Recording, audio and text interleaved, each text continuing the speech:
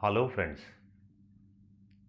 अजपा जाप साधना, हमने बहुत बार इस साधना के बारे में बहुत कुछ सुना है।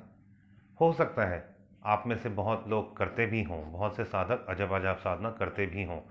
आज इस वीडियो में हम अजपा जाप साधना के बारे में बात करेंगे कि अजपा जाप साधना करने की क्या विधि है और इस विधि से क्या क्या लाभ हो सकते हैं और इस विधि के द्वारा हमारे चक्रों का भेदन, हमारे जो चक्र हैं वो कैसे रूपांतरित हो सकते हैं। तो हम ये सारा इस वीडियो में जानेंगे। सबसे पहले मैं आपको बताऊं कि मैं डिस्क्रिप्शन बॉक्स में अपना मोबाइल नंबर दूंगा। आप कृपया व्हाट्सएप करिएगा, फ़ोन नहीं करिएगा, ना व्हाट्सएप कॉल ना नॉर्मल कॉल। और आपका कोई भी क्वेरी है, कोई भी आपके अनुभव है, वह व्हाट्सएप पे शेयर करना। और पहले अपना नाम और जगह का नाम ज़रूर लिखिएगा, फिर अपना जो भी अनुभव अथवा क्वेरी है वह आप लिखना, क्योंकि कमेंट बॉक्स में बहुत लंबा नहीं लिख सकते। मैं पहले भी अपना व्हाट्सएप नंबर दिया करता था, पर लोग फ़ोन करते थे और मैं फ़ोन उठाता नहीं था, तो फिर एक अच्छा मैसेज नहीं जाता था। तो प्लीज़ आप फ़ोन नहीं करना। अगर कभी ज़रूरत लगेगी तो definitely we will talk, but initially you just WhatsApp me. तो हम बात करते हैं अजपा जाप साधना। अजपा जाप साधना ये एक श्वासों की साधना है जो हमारे श्वासों में मूल प्रकृति की ध्वनि चल रही है कि हम मंत्र को जाप कर रहे हैं अथवा नहीं कर रहे हैं, पर वह हमारी सांसों में स्वाभाविक चल रहा है। अथवा मंत्र कहें, प्रकृति कहें, हम मंत्रों की ध्वनि कहें, प्रकृति की ध्वनि कहें, शब्द विभिन्न है परंतु अर्थ एक है, जो हमारे स्वाभाविक जन्मजात से लेके मृत्यु तक ये चलता रहता है। वह बात अलग है कि हम पूरी तरह से एक्सट्रोवर्ट हैं और हम सिर्फ बाहर की ओर ही ध्यान देते हैं। बाहर जो एक्सटर्नल वर्ल्ड है, हम बहुत ज़्यादा एक्सट्रोवर्ट बहिर्मुखी हैं, जिसकी वजह से हमारे को अपने इस स्वाभाविक ध्वनि का पता ही नहीं। तो बहुत से साधक हैं जो प्रयत्न करते हैं और इस ध्वनि तक पहुंच जाते हैं और उस ध्वनि के मदद से, अपने इस साधना की मदद से चक्र भेदन भी करते हैं। कुंडलिनी शक्ति का भी प्रागट्य होता है, कुंडलिनी शक्ति जागृत होती है, चक्र भेदन होता है। बहुत सी विभिन्न क्रियाएं स्वाभाविक होती हैं।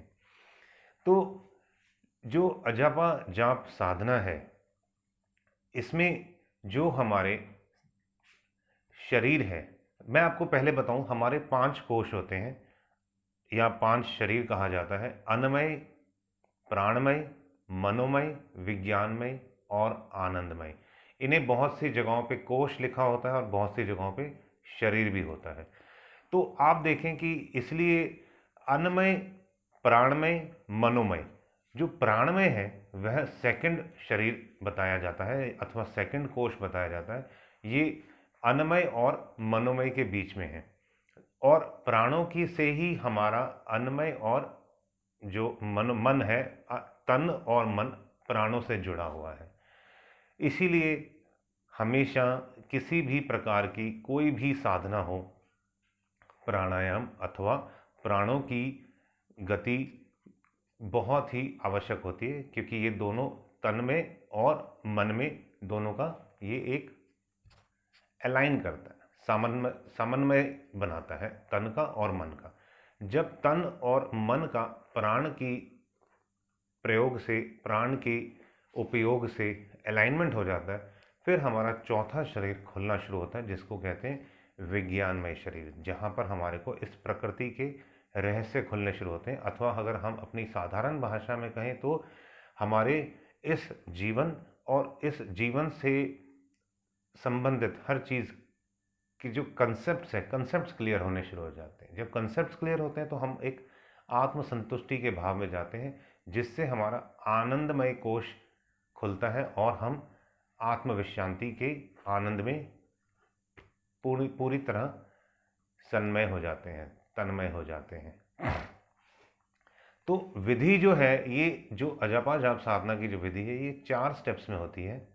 मैं आपको विधि बताता हूँ और साथ ही साथ किस तरह से इसका प्रयोग करना है और प्रयोग करते हैं, मैं वह भी बताऊंगा। उससे पहले हमारे जो 7 चक्र हैं, तो कोई भी साधक जब साधना करता है तो मूलाधार और जो स्वाधिष्ठान है वह तो आसानी से खुल जाते हैं, उनका रूपांतरित आसानी से होना शुरू हो जाता है। परंतु मणिपुर, विशुद्धाज्ञा, आज्ञा चक्र, ये 3 जो चक्र हैं, इनको रूपांतरित करना बहुत ही कठिन होता है। अनहद भी आराम से, जब मणिपुर चक्र का रूपांतरण होना शुरू हो जाता है और हमारी गति जब अनहद में आती है तो अनहद चक्र जल्दी रूपांतरित हो जाता है। फिर उसके बाद विशुद्धाज्ञा और आज्ञा चक्र में डिफिकल्टी आती है, और जो सहस्त्रसार है ये तो बिना किसी पूर्ण ब्रह्मवेता संत के संभव ही नहीं है उसका रूपांतरण करना।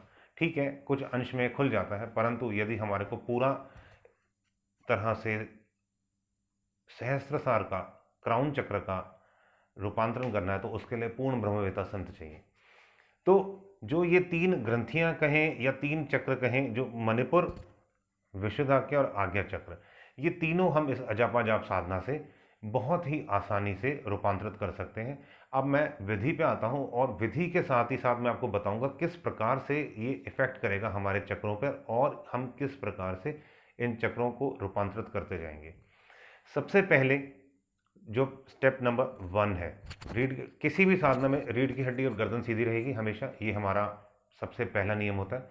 उसके बाद आंखें बंद कर ली अथवा नासाग्र दृष्टि, कहीं पर भी कभी भी, चाहे आपने खाना खाया हुआ है, नहीं खाया हुआ है, आप नहाए हुए हैं, नहीं नहाए हुए हैं, आप घर पे हैं अथवा आप ट्रेन में हैं, कहीं पर भी आपने जो आंखें बंद की अथवा नासाग्र, जो ये नाक का टिप है, यहाँ पर देखना शुरू किया, और जो हमारा सांस चल रहा है, सांस अंदर जा रहा है, सांस बाहर आ रहा है। एक तो होता है कि हम चलाते हैं और हम पूरी शांति से जब हम सांसों को देखेंगे तो सांसों की जो एक स्वाभाविक गति है, वो स्वाभाविक गति में अपने मन को लगाना शुरू करेंगे हम। सांस अंदर आ रहा है, सांस बाहर जा रहा है, अंदर बाहर, वो स्वाभाविक हो रहा है, हम चला नहीं रहे। हम सिर्फ क्या कर रहे हैं, हम सिर्फ पूरा हमारा जो दृष्टि, हमारा जो पूरा फोकस, हमारा पूरा कंसंट्रेशन हमारे उन श्वासों पे है जो अंदर आ रहा है, बाहर जा रहा है। सुबह, दोपहर, शाम, ये 3 टाइम करेंगे, कम से कम 15 से 20 मिनट सुबह, दोपहर में भी इतना ही टाइम, और शाम को भी 15 से 20 मिनट, तीनों टाइम 15 से 20 मिनट। कुछ ही दिनों में हो सकता है, पहले 2-3 दिन में ही हमें क्या महसूस होगा कि हमारा जो नाक में नज़ला बहुत बहना शुरू हो जाएगा। हो सकता है कि किसी का कम, किसी का ज़्यादा, तो इससे घबराना नहीं है, क्योंकि ये नाड़ी शोधन होता है। किसी को लूज मोशंस भी आ सकते हैं, किसी को कॉन्स्टिपेशन भी हो सकता है, किसी चीज़ से भी घबराना नहीं है। भूख हो सकता है बहुत बढ़ जाए, हो सकता है भूख घट जाए, तो इन चीज़ों से घबराना नहीं है, ये स्वाभाविक है, ये होगा। परंतु हमारे को हमारी साधना करते रहना है। तकरीबन तकरीबन 15 से 20 दिन में जब हम ये विधि करते रहेंगे तो उसके बाद अब हम सेकंड स्टेप पे जाएंगे। सेकंड स्टेप में क्या, अभी तक क्या था, हम जो स्वाभाविक श्वासों की गति है उसको हम देख रहे हैं, सांस अंदर जा रहा है, सांस बाहर जा रहा है, हम और कुछ नहीं कर रहे थे, कोई मंत्र जाप नहीं, कोई एफर्मेशन नहीं, nothing, we were just concentrating. हम दृष्टा भाव से जागरूक होके अपने सांसों की गति को देख रहे थे, अभी तक हम ये कर रहे थे। और अब क्या करेंगे, सेकंड स्टेप आएगा, जो सेकंड पॉइंट ऑफ अजपा जाप साधना।